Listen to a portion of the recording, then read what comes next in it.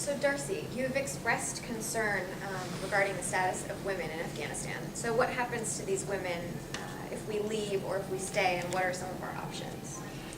So obviously one of the problems that we keep coming back to is that under the Taliban, women were unbelievably oppressed in Afghanistan, and that there is the significant potential of the Taliban being the sort of major party in an Afghan government as things proceed, and concern about the human rights of women in Afghanistan. Let me start with a question. How many people here think that the percentage of women versus men, like the ratio of women to men in the age range of 25 to 40, right? How many people think that women outnumber men in Afghanistan in that age range? Anybody think it's like 2 to 1?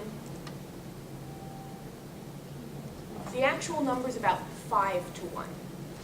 Between the ages of 25 and 40 in Afghanistan, there are about 5 women for every man. Now, if you were a man and you went to Afghanistan, it would be a little difficult to figure that out because they're hidden, right? They're kept so isolated from the outside society. But that's the current estimates because so many of the men of Afghanistan have died over the past couple of decades.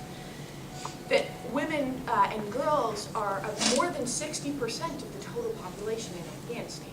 So it is not a small thing to say, well, we're not going to be concerned with the fate of these women and girls. Obviously, it makes a great deal of difference what happens to them.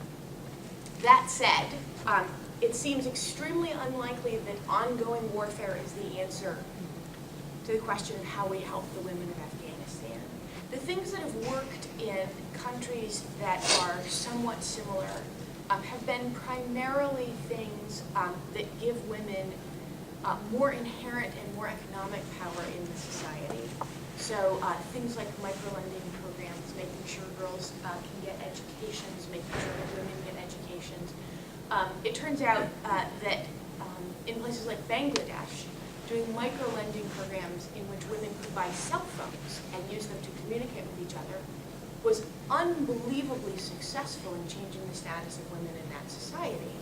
Because all of a sudden women were a source of income and could talk to each other, both of which are very positive things. There are a whole set of economic development and humanitarian activities that we can and I believe should engage in to ensure that the women of Afghanistan have the rights to which they ought to be entitled as human beings. But again, the status quo isn't achieving that. That what we're doing right now in Afghanistan isn't actually succeeding in changing the long-term status of women in Afghanistan. And so we need to, I think, take a very different approach to the problem.